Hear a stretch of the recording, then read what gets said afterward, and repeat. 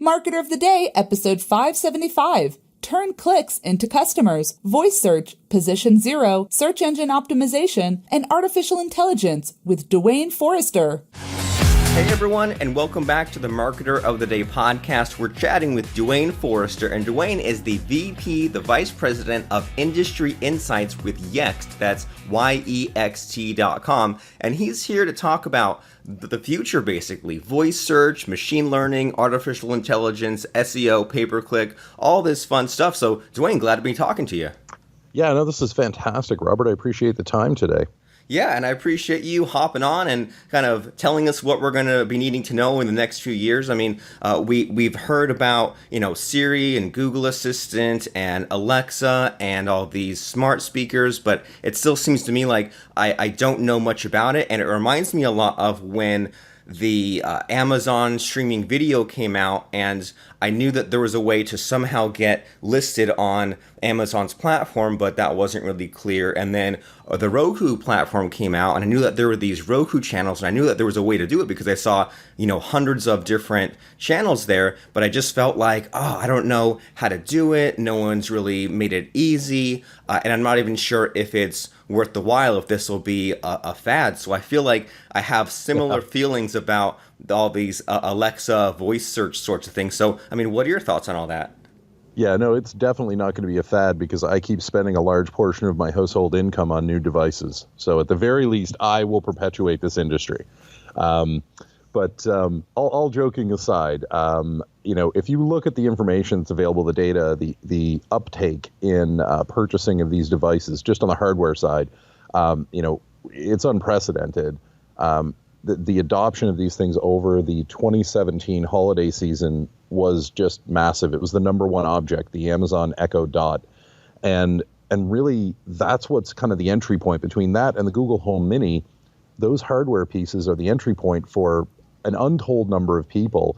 At this point, we're probably pushing north of 40 million, almost 50 million households in the United States have smart speakers.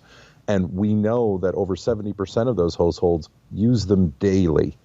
So, there is no fad with this. And I'm gonna put the exclamation point on this paragraph by explaining this little known piece of information. If you go to Amazon and you go to their careers website and you start looking for jobs with Alexa, you will see that on any given day, somewhere between 5,000 and 7,000 jobs exist for Alexa alone within Amazon. And then if you actually type in the job title knowledge engineer, that will drop down to between 600 and 700 jobs for that specific job focus within Alexa. Now, if you think about it, that's Amazon. But if you look beyond that, Google will have a similar investment, Microsoft has a similar investment, and so on.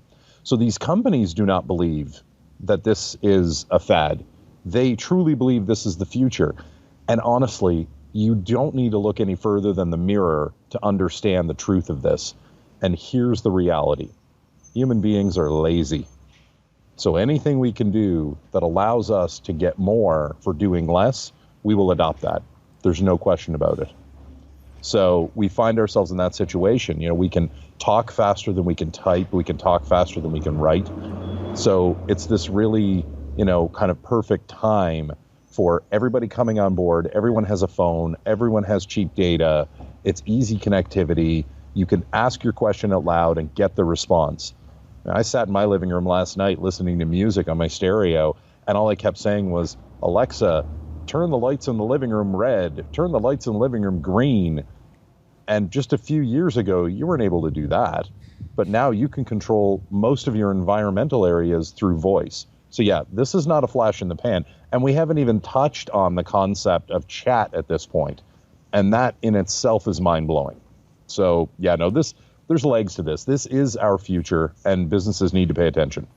All right, well, that's great to hear, and I'm glad that we're talking here because I have to admit I had the first generation Echo in my home a few years ago, and I didn't really get it at the time, and I think that the reason was that I couldn't do all that much with it. Like I could play music, I could ask for the time, the weather, But that was about it. I could, make phone calls with it, but I felt like there's only a handful of things I can do. And likewise with Siri on my phone, same kind of thing. I'll just set a reminder, and that's about it. But then the way you're describing there, it's almost like on Star Trek when you can just talk to the computer and ask it anything. That's what I want. So you're telling me that that's almost here, or that is here. There is a version of this here. I wouldn't say that they would have launched the Enterprise with this version of the computer on board, but we're within spitting distance of that. There's no question. The ability to control your environment, turn things on and off. What we're really witnessing here is we're witnessing a battle for your life space. That's what's playing out here. You've got Google on one side, and they have integrations with over 5,000 Internet of Things devices that allows you to control everything from refrigerator temperatures to messaging to household temperatures and environment, you name it. If there's an Internet of Things device that's connected out there, it's probably in Google's list. And then you've got the Amazon side of the stack, which the Echo ecosystem becomes the control point for all of that. I just recently brought home the Echo Plus, which is the whole home hub. And then I installed the Philips Hue lights, connected the two, which only took a few minutes. And now I can just talk to my home and tell it what color to put the lights on, how to dim it, what lights to turn on in the home. I can set schedules for those things. I can control all of this remotely when I'm traveling. Like, it really is that. And to go even further, we have things like Amazon has integrations with Ford and Audi. So if you buy those vehicles, Alexa is embedded in the vehicle now. So that's a major step into my life. You've gone from my phone to my automobile. Oh, but that's not enough. Amazon actually has a partnership now with a company called Lennar. Lennar builds homes and communities and neighborhoods in the United States. You are able in the near future to specify when Lennar builds your home that you want Alexa embedded in your home. So it's not just a third party or a piece of hardware that you put on the table.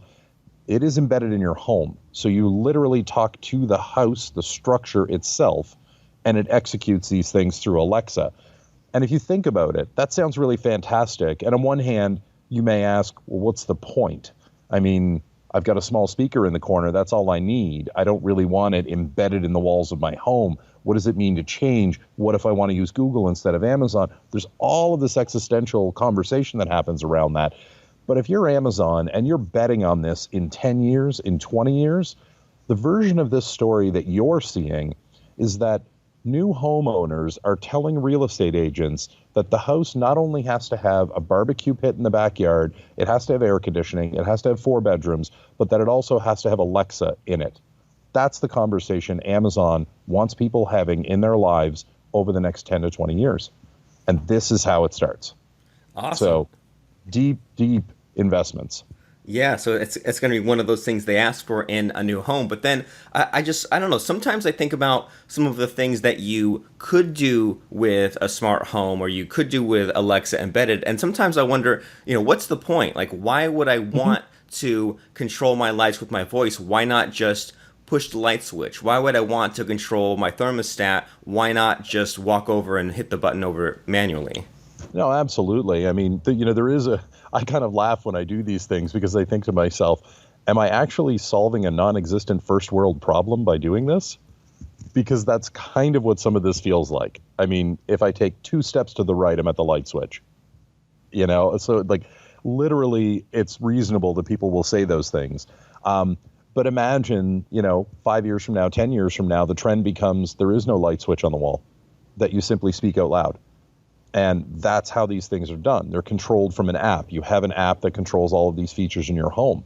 And so, it does set us up for those moments. And I think generationally, you will also see adoption curves that differ.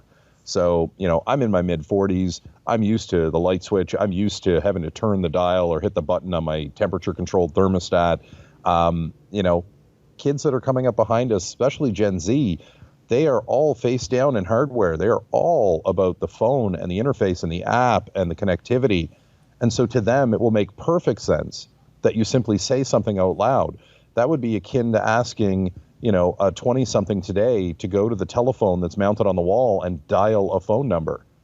They get it. They understand the verbs and the nouns that you're using, but the experience is foreign to them. So the comfort level is really what drives a lot of this shift in adoption. So yeah, generationally, there's a lot of head scratching going on. But even from a practical standpoint, while I'm trying to feed my dogs, I can say, turn the lights on in the living room. That way I don't need to stack those two activities. I can do the two of them essentially at the same time. So, there are, I'm going to use the word practical, but I'm going to wrap it in air quotes, reasons for why this stuff is taking off today. Okay, yeah. I mean, as you're explaining some of those scenarios there, what comes to mind is I've wanted forever to be able to unlock my door with a thumbprint or a keychain. Yeah. And there are like different smart locks, but I've hesitated because I haven't really seen anything that's fully connected. Or, you mentioned it'd be great to be able to feed your dogs and then just while you're doing that, say out loud, turn on the lights. That way you don't have to pause one thing and do another. And I mean, yeah. I would love the ability to, say, be watching TV or listening to a podcast and just, without thinking it, go to another room, and then the TV turns off the room I left and then turns on in the room I'm entering and just keeps on going. I mean, that would really be awesome. And so as you were describing a little earlier about how it sounds like there's two ways to go about this, right? Like you could get a home that's already like a smart home or get the thermostat embedded and things like that. But if someone were to just kind of do it themselves or dip their toe in the water, you can just buy these like Internet of Things light bulbs that, if I'm understanding you right, there's a quick setup where you figure out what Wi-Fi network they connect to, and then the light bulbs just screw in and they're just powered by the existing electricity, and then you can already kind of get part of the way there with these smart light bulbs, right? Oh, absolutely. I mean, every manufacturer has their own standalone app, and I could install the Philips app on my phone and talk directly to my lights and do all of that stuff. But I don't want that.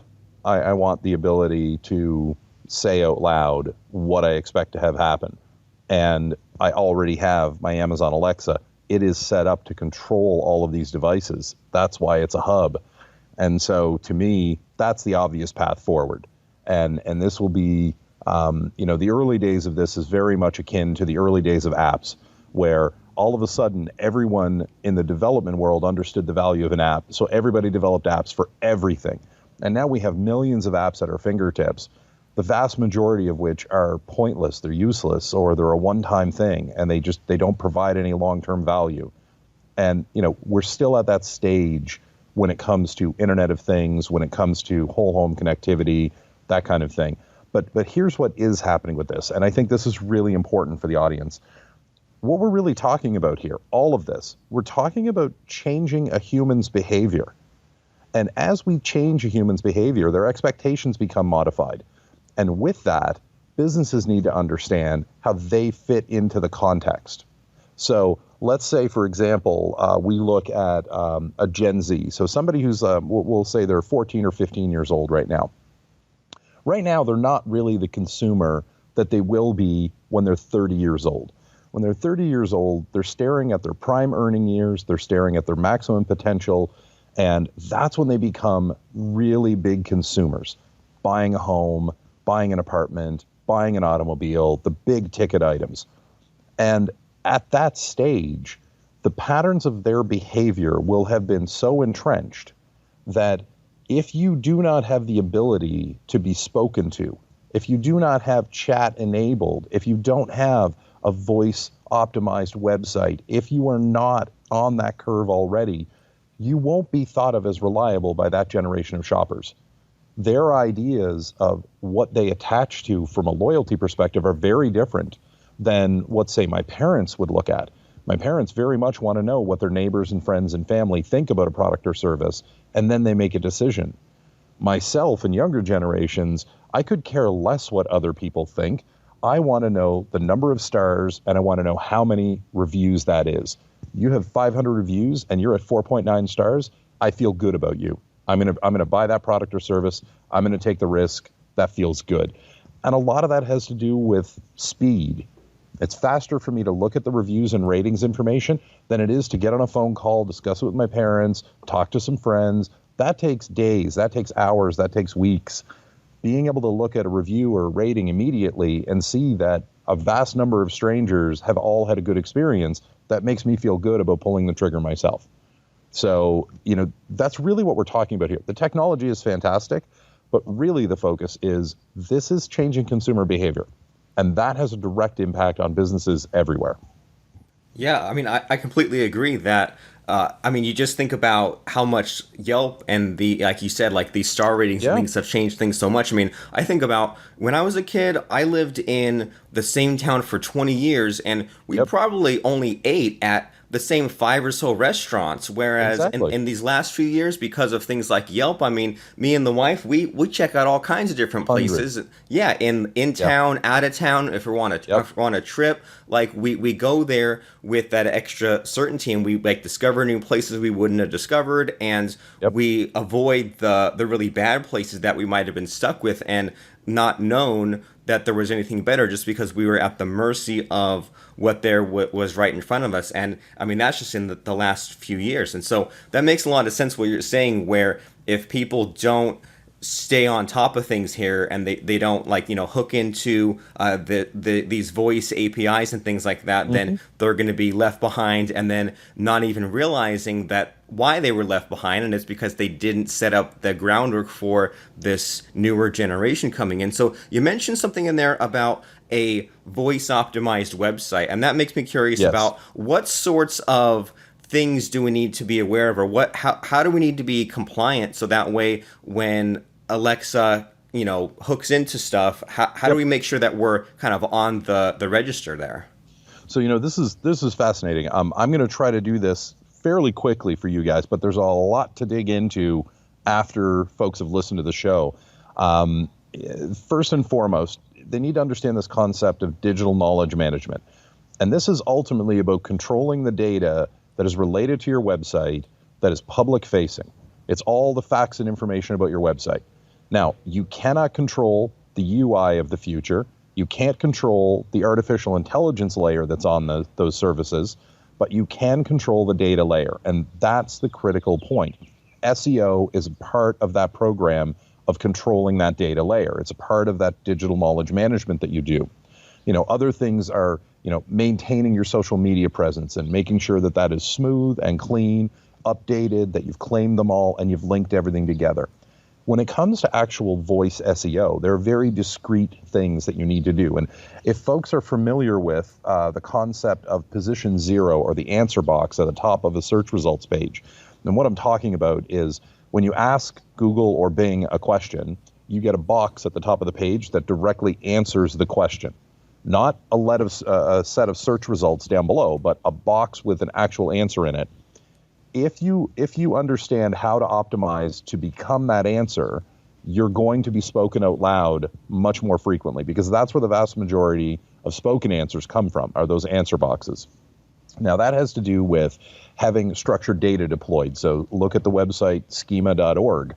That is a joint venture between Google and Bing. It's all about using discrete pieces of code to identify elements on your website. So name, address, phone number, hours of operation, prices, products, services, biographical information, all of this information. There's literally hundreds of elements that you can identify. What they do is that builds trust. And that's ultimately what you need to have with the search engine if you want to be the spoken answer, is there has to be that layer of trust first and foremost. And so this comes down to the content, how it's written. If somebody asks a question, just you and I talking, you ask me a question, I'll give you a quick answer. And then if I sense that you're interested in it, I can dive deeper. I can provide more information for you. And you want to structure your content in a similar way so that it seems conversational. In fact, there's a white paper that leaked out from Google called the Voice Raters Handbook.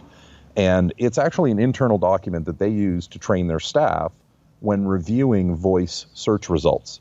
What to listen for. Is the content accurate? Does it answer the question? Is it spoken like a natural language speaker would speak the answer? Is the complexity of the answer, does it match the complexity of the question?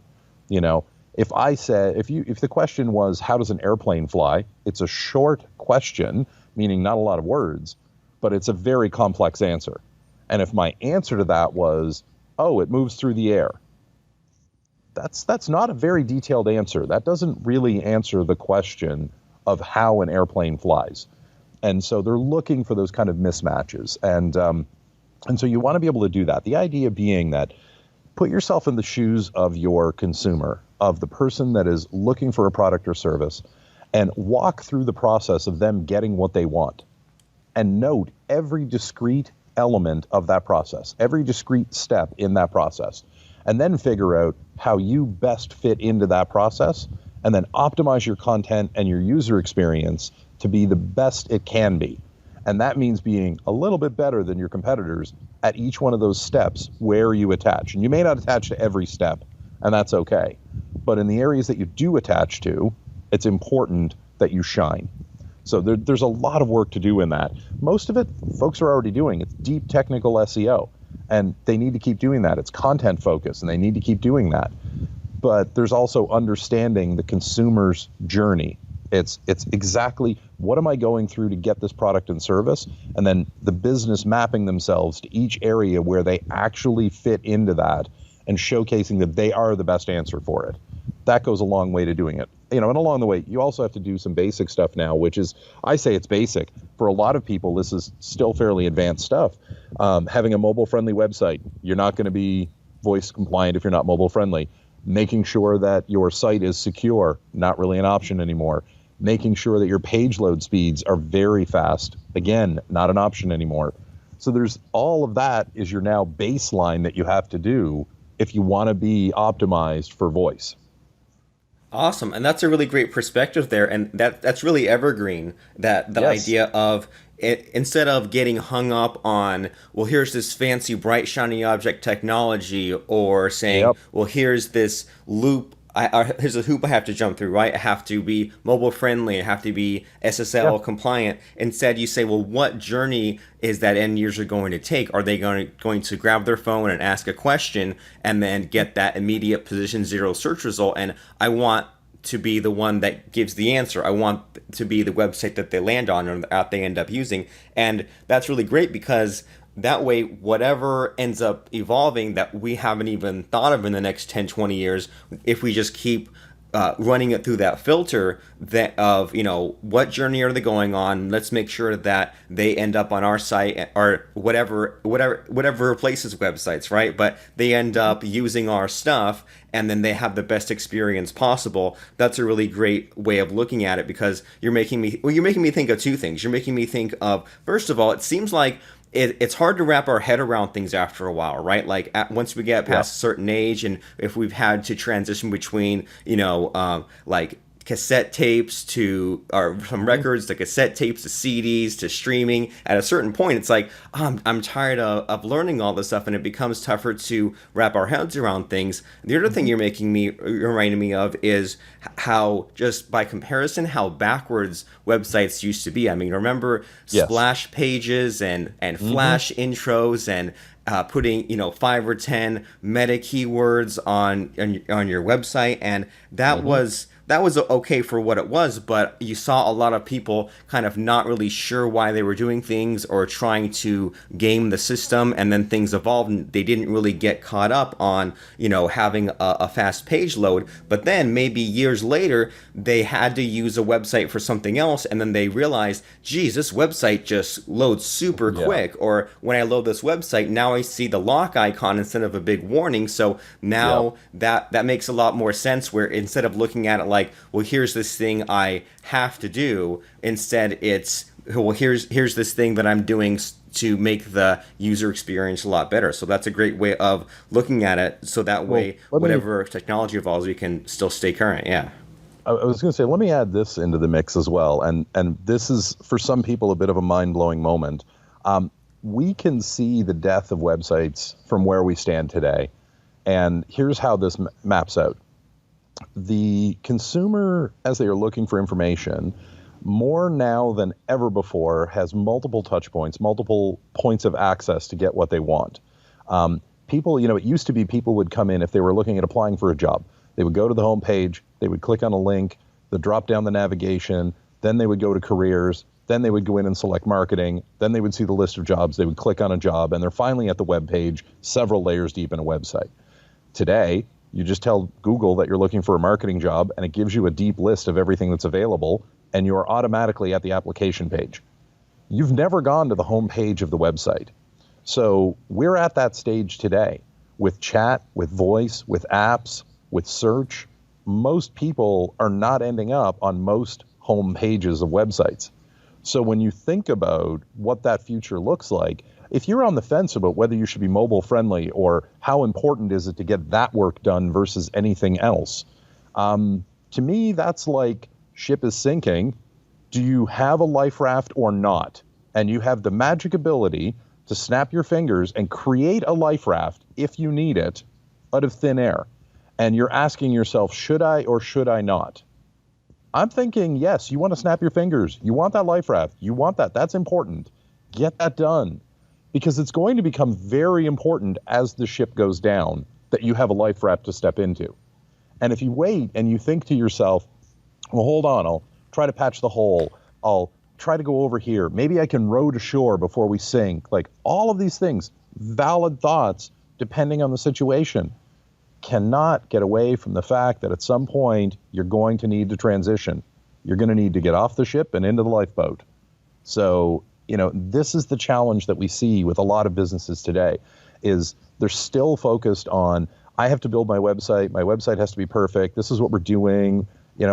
Consumers generally aren't that concerned about what the structure of your website looks like. They're concerned about getting the answers to their questions. And if you focus on giving them the answers to their questions, you become a much better answer for the search engines. And that's what future-proofs you. That's the future of where we're headed. I love it. So get on the boat now. Don't be in panic mode later. Don't be trying to keep up. And even these last couple of weeks I live in sort of a smallish town, population 70,000. And these last couple of weeks, the app Grubhub has sort of taken over. And a lot of these businesses where beforehand I'd have to go to the business or make a phone call and place an order for food. Now we just go to the app, push a button, pay online. 20 minutes later, they show up, they just hand the thing off, nothing to sign, nothing to pay, nothing like that. So it's crazy how quickly some of these things changes. And then once some new app or some new platform or company takes over, do you want to be one of those last companies who is still hanging on to the Stone Ages? Well, I mean, heck no. So no. As we're winding down here, I mean, where do you and your company come in? I mean, if people like what they've heard here and they want to find out more, what sort of resources, what sort of things do you have for us today? So Yext is primarily a data management company. So we are all about that concept of digital knowledge management that I talked about. And I talked about not being able to control the user interface and not being able to control the artificial intelligence, but being able to control that knowledge layer. That is exactly where Yext fits into the conversation, is enabling businesses to control the data about their company that is public facing. That's the key point. And it's been a huge growth area. The main focus early on was on local. There's still a big focus on local, but it's expanded so much beyond that. So many businesses could benefit from just stepping in and managing that data across all of their pieces. It's a huge area. Obviously, we're excited about it. And at any time, if folks want to, feel free to track me down. I'm all over social media. I'm all over search. It's easy to find me, and I'm happy to engage with folks as well. I'm sure you're all over voice search too, right? Yeah, exactly. Well, super cool. So if someone's listening in and hearing about your company, how do they know if they're a good fit? Do they need to be a certain size or in a certain industry or have a certain problem? Nope. Generally, the companies that tend to come work with us right now, we have a wide variety. We can do everything from a small mom and pop all the way to the biggest brands, and we work with all of them. We have solutions for all of those folks. Typically, the companies that are working with us currently are location-based companies.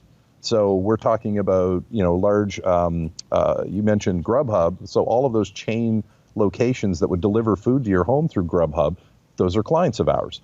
We're talking about local mom and pop restaurants, hardware stores, muffler shops, whatever. So typically if folks are bricks and mortar or they have a location of some kind, those are the folks that tend to gravitate to us first and foremost. Well, fantastic. So as far as you said that someone can find you easily on all over social media, is there a specific web address or a specific place you'd like people to go to? Well, if folks are curious about the concept of digital knowledge management all up, I encourage them to hit the main website at yext.com, yext.com. If they're looking for me, just type my name, Duane Forrester, into Google or Bing. I'll be on that first page of results. I'm easily found on Twitter. It's the same, at Duane Forrester, and I'm happy to engage with folks. Fantastic. Well, I hope people do, and I think people will. So Duane Forrester all over Google and social media, and then Yext, that's yext.com. If you have seen all of these crazy fast things happening and you don't want to get left behind, you realize that having a website is nice. That's the first step. But in this day and age, there's more to it than that. You have to be plugged in, hooked in. So yext.com and Duane Forrester all over the internet. So thanks, Duane, for stopping by and blowing our minds in a number of ways and letting us know what we need to be paying attention to in the future. So I appreciate it. Cool. Thanks, Robert. And I appreciate your time today. Thank you. Today's episode is sponsored by DoneForYouPodcasting.com. Is your podcast not what it should be? What if you could simply show up and have a team deal with content, outreach for guests, editing, production, social media traffic, and more? Check out DoneForYouPodcasting.com.